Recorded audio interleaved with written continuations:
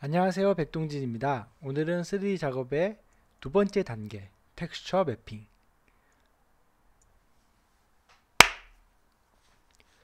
안녕하세요, 백동진입니다. 오늘은 3D 작업의 두 번째 단계, 쉐이딩과 텍스처 매핑입니다. 자, 그러면 쉐이딩과 텍스처 매핑이 어떤 과정인지 간단하게 알아보도록 하겠습니다. 모델링된 오브젝트에 질감을 넣는 과정을 일반적으로 매핑이라고 합니다. 그냥 매핑한다, 매핑 과정, 매핑 다 했어? 뭐 이런 얘기들을 하거든요. 근데 이 단어 안에는 이 쉐이딩과 텍스처 매핑을 함께 포함하고 있습니다. 그럼 매핑 과정이 어떤 과정이냐? 쉽게 설명하면 지금 그림의 1번 부분을 그냥 쉐이딩이라고 얘기할 수도 있어요. 쉐이딩이라고 얘기할 수 있고 2번은 색만 넣은 상태. 물론 여기 보면 이제 텍스처가 들어가 있긴 한데 일반적으로 색을 넣은 상태라고 볼 수도 있고요. 그리고 이제 3번이 여기에 텍스처까지, 즉 질감까지 넣은 상태라고 볼 수가 있습니다. 이게 무슨 쉐이딩이냐 라고 생각할 수 있는데 쉐이딩의 뜻이 어떤 것인지 바로 얘기해 보도록 하죠. 쉐이딩은 오브젝트의 표면이 빛에 어떻게 반응하느냐를 결정하는 겁니다. 여기 이제 맨 위에 상자를 보시면 여기 가운데 보면 여기는 지금 각 면이 있는데 이 박스가 있는데 각각의 면이 똑같은 밝기를 띠고 있죠. 그러니까 이거 같은 경우는 지금 쉐이딩이 되어 있지 않은 상태라고 얘기할 수 있습니다. 여기 보시면 위쪽 면이 약간 어둡고요. 그 다음에 양쪽 면은 조금씩 색깔이 다릅니다. 즉 이 오브젝트가 어딘가에서 들어오는 빛에, 지금 같은 경우라면 약간 앞쪽에서 들어오는 빛일 수도 있지만 그런 식으로 들어오는 빛에 반응을 한다는 거죠. 면들이. 그래서 이렇게 빛에 반응해서 오브젝트의 입체감을, 지금 보면 얘는 입체감이 없지 않습니까? 이쪽은 입체감이 있죠. 그래서 박스라는 걸 알 수가 있는데 이렇게 오브젝트의 입체감을 부여하는 단계가 쉐이딩입니다.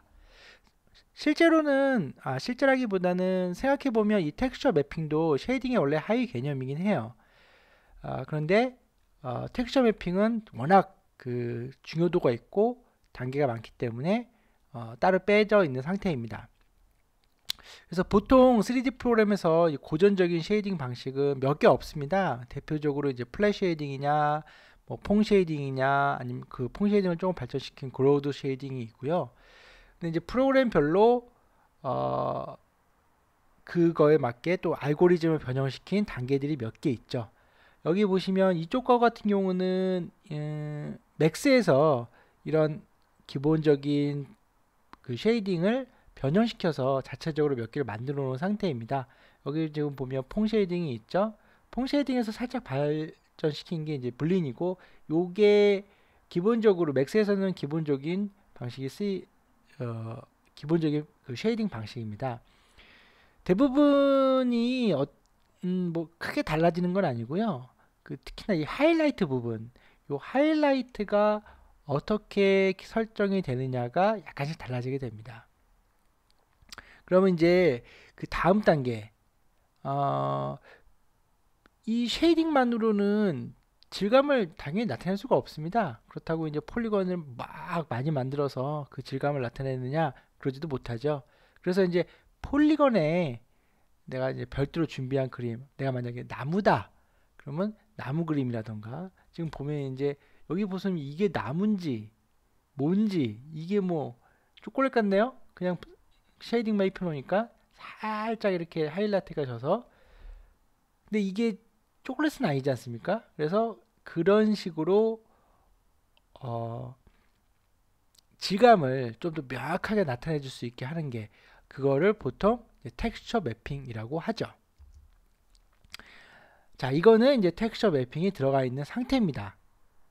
텍스처 매핑이라는 거는 간단하게 얘기하면 그 질감에 어울리는 이미지를 오브젝트에 적용을 시키는 겁니다. 그래서 지금처럼 이제 나무 이미지라던가 지폐 이미지, 그다음에 벽돌의 이미지, 그런 것들을 다 폴리건 페이스에다가 적용을 시키는 거죠.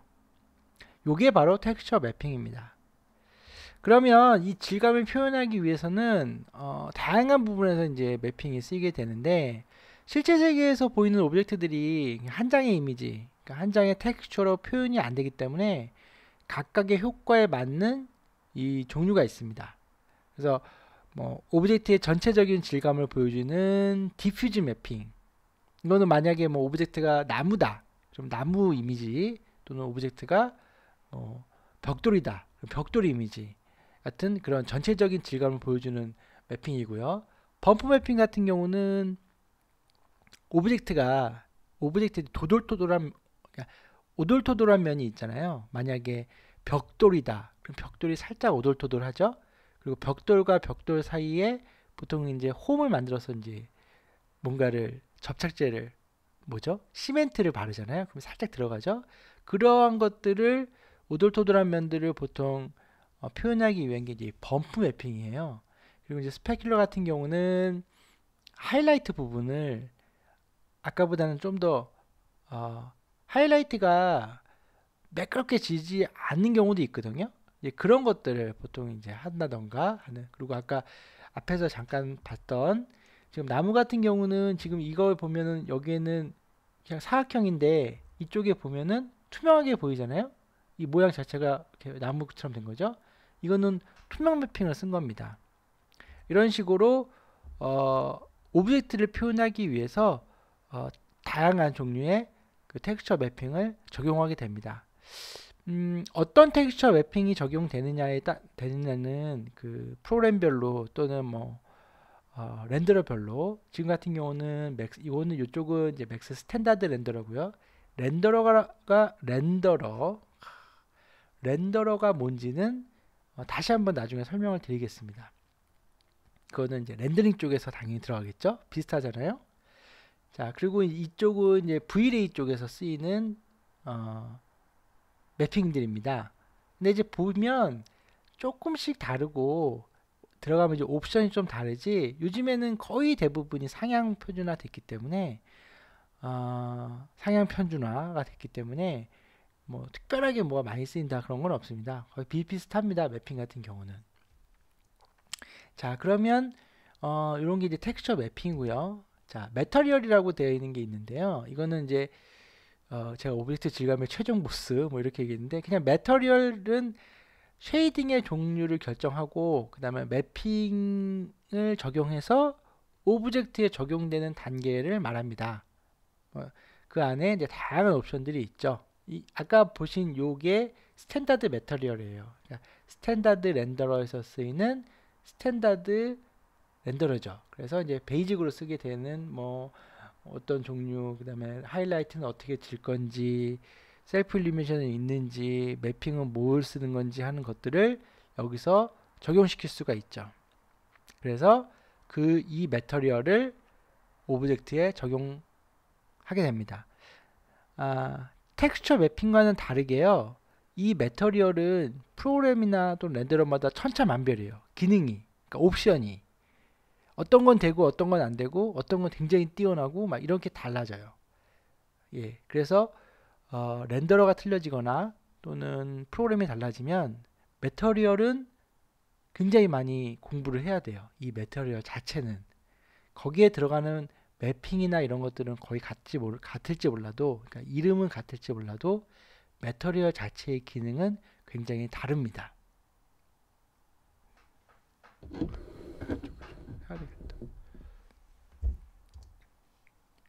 자, 다음에는 이 UV 코디네이팅에 대한 얘기인데요. 자세히 좀 생각해 보면 오브젝트는 3차원에 존재하잖아요. 그죠?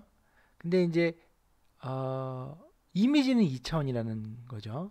그래서 이 오브젝트가, 그러니까 2차원인 이 텍스처 매핑이 오브젝트에 어떻게 적용이 될 건지, 지금 보면 아시겠지만 박스에 이쪽에서 적용이 될 건지, 이쪽에서 적용이 될 건지, 또는 이쪽에 적용이 될 건지, 이게 이제 정해지지가 않는다는 거죠. 그래서 이 UV 코디네이터, 보통 이제 UV 코디네이팅 또는 매핑 코디네이트 작업이라고 얘기하는데, 이걸 해주지 않으면 이미지가 아예 안 나타나던가 또는 내가 원하는 대로 나타나지 않는 경우가 있어요. 그래서 이거는 꼭 해줘야 돼요. UV 코디네이팅을 작업을 해주는데, 이거는 이제 두 가지 방식이 있습니다. 보통 첫 번째 같은 경우는 어, 프로그램에서 지원하는 코디네이트를 아예 적용을 시키는 방식이에요.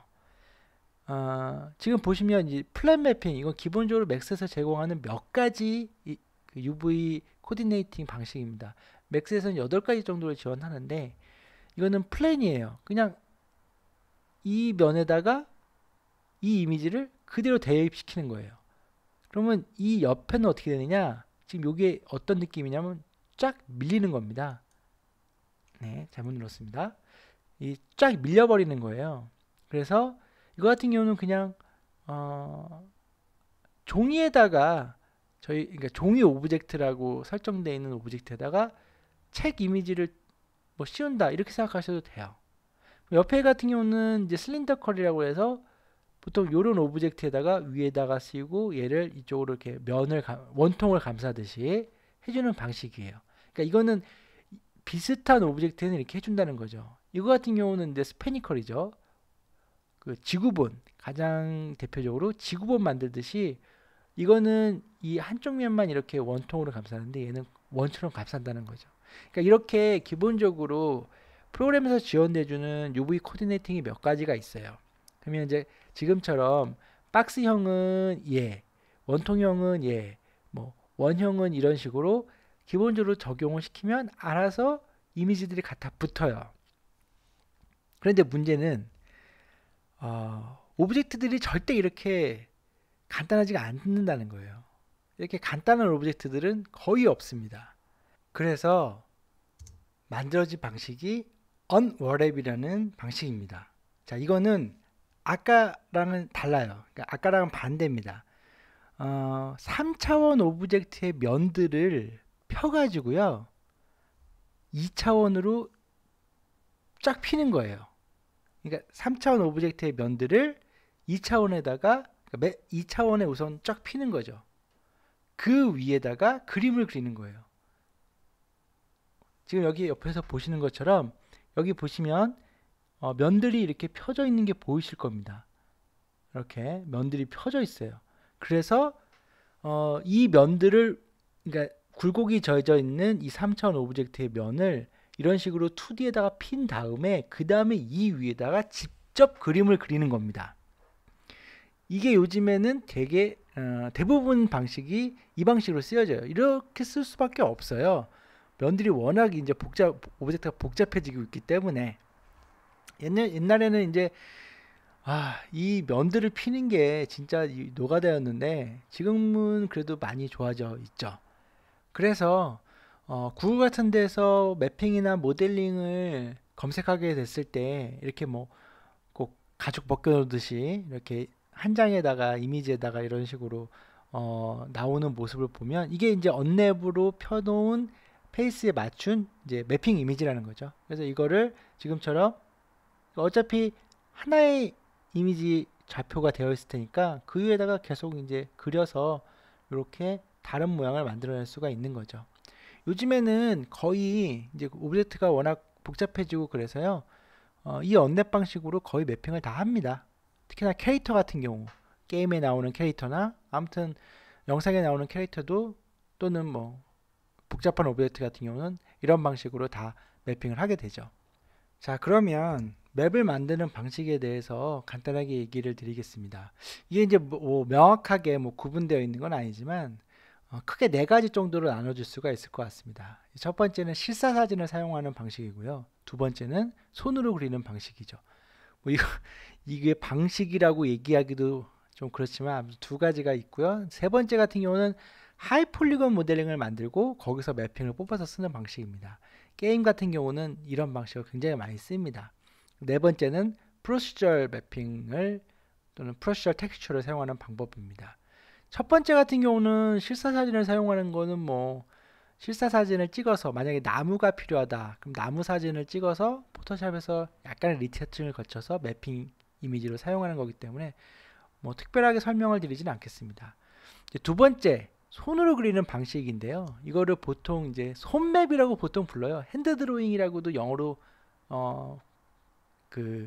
검색해도 나오고요. 손맵이라고 하면 또 나옵니다. 그러니까 이제 실사 사진이나 실사 이미지를 가지고 하는 것과는 다르게 부르기 위해서 보통 손맵이라고 부르는데 게임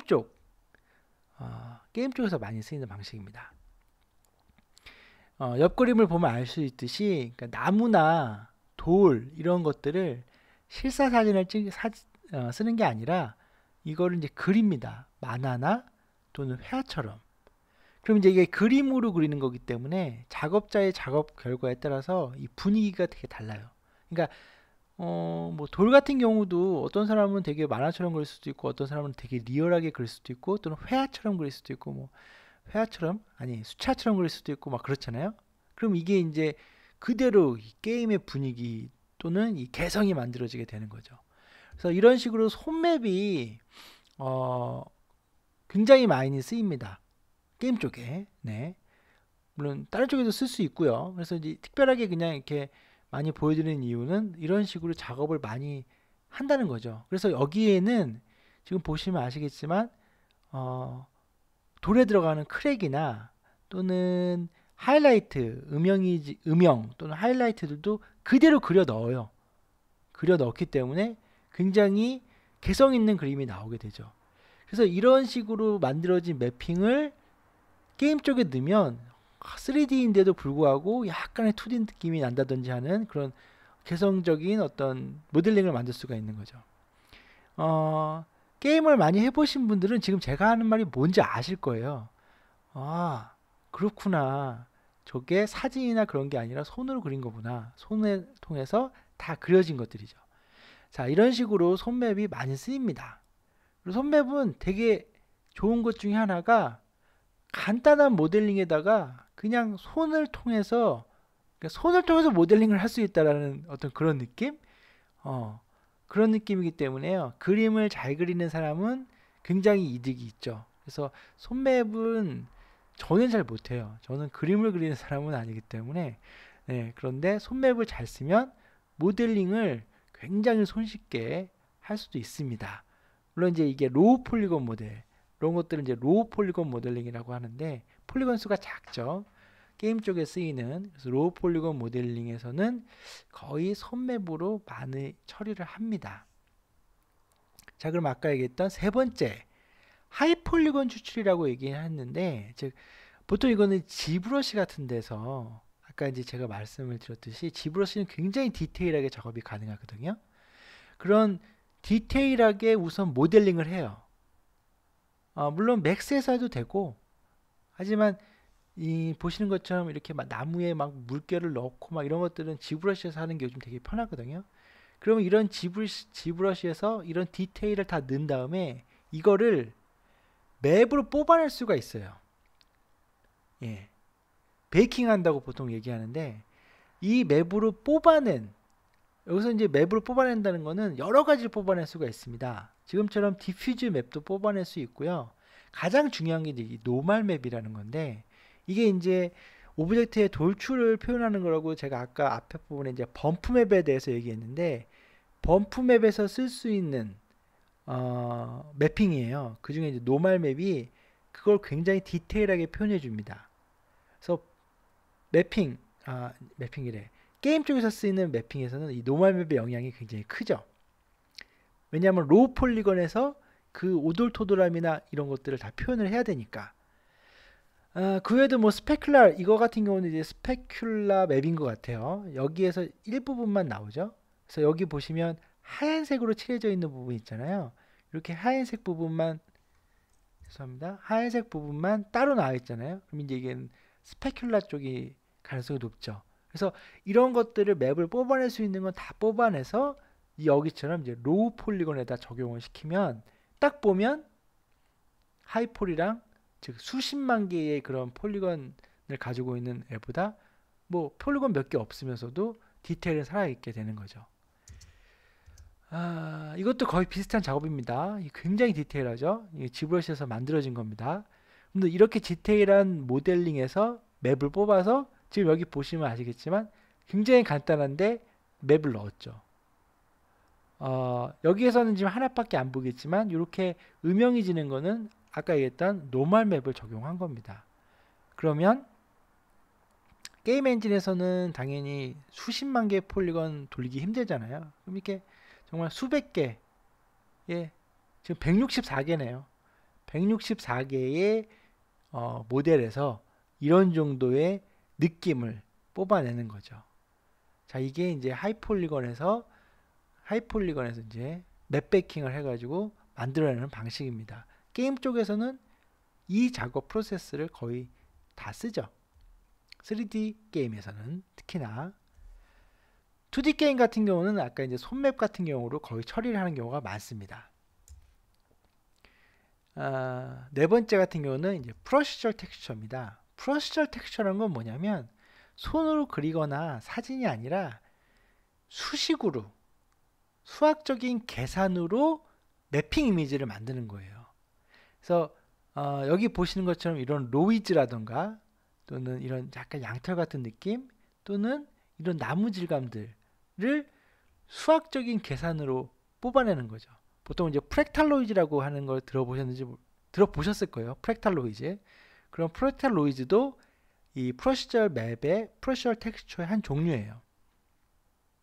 한 종류라 이렇게 하면 약간 무식해질 수도 있는데 한 종류가 아니라 프랙탈 노이즈의 방식을 이용한 거죠. 아우, 여기서는 제가 약간 자신이 없어지네요. 그 상관관계에 대해서. 근데 그런 식으로 생각하셔도 됩니다. 프로시저럴 텍스처의 가장 큰 장점은 두 가지입니다. 이거는 수식으로 만들어지는 거기 때문에 크기가 정말 작습니다. 수식이니까 정말 1 더하기 1 더하기 1 더하기 뭐 이런 식의 계산식이기 때문에 몇 K도 안 돼요. 그 몇 K 안 되는 거에서 이런 이미지들을 만들어낼 수가 있습니다. 두 번째는 수식으로 만드는 거기 때문에 앞에서 했던 이런 비트맵과는 다르게 확대를 해도 깨지지 않습니다. 예. 물론 단점은 이런 거는 못 만들어내죠. 그러니까 이렇게 그려서 내가 이런 모양을 만들어내려고 해요. 지금 뭐 이런 모양. 이거는 당연히 안 되죠. 그런데 이런 크랙들이 있잖아요. 이런 불규칙한 크랙들. 이런 것들은 만들어낼 수가 있어요. 그래서 요즘에 이 프로시저럴 텍스처의 가장 강자가 하나 있죠. 바로 서브스탠스 디자이너라는 프로그램이 하나 있습니다. 이거는 물론 이미지도 넣을 수 있긴 한데요. 프로시저럴로 만들어내는 이게 장난 아닙니다. 톡6에도 지금 서브스탠스 디자이너에 대한 강의가 올라와 있어요. 만약에 매핑 쪽에 특히나 3D 매핑 쪽에 관심이 있다면 서브스탠스 디자이너 같은 경우는 꼭 한번 살펴봐야 될 프로그램 중에 하나입니다. 네, 굉장히 좋고 저도 요즘 살펴보고 있어요. 게임 쪽만 아니라 특히나 이제 게임 쪽만 아니라요. 일반적으로 3D가 쓰이는 방식 쪽에는 다 쓸 수가 있습니다. 그러니까 꼭 한번 살펴보도록 하십시오. 강의는 지금 무료로 올라가 있는 것 같으니까요. 한번 꼭 보세요. 그러면 프로시저럴 텍스처 또는 이미지 가지고 어느 정도까지 매핑을 만들어낼 수 있다라는 걸 알 수가 있을 겁니다. 자, 그러면은 오늘은 여기까지 했고요. 매핑은 굉장히 많이 또 다른 얘기들이 있긴 한데 우선은 간단하게 훑어봤습니다.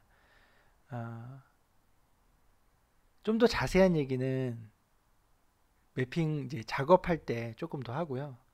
다음 강의는 리깅입니다. 자, 이제 모델링을 했고요. 그 모델에다가 이제 매핑을 입혔죠. 질감을 입혔잖아요.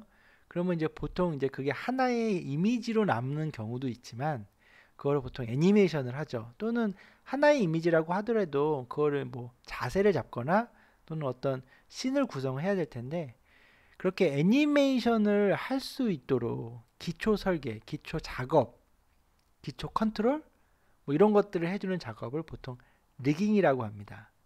그래서 다음번에는 그 리깅에 대해서 살펴보도록 하겠습니다. 들어주셔서 감사합니다.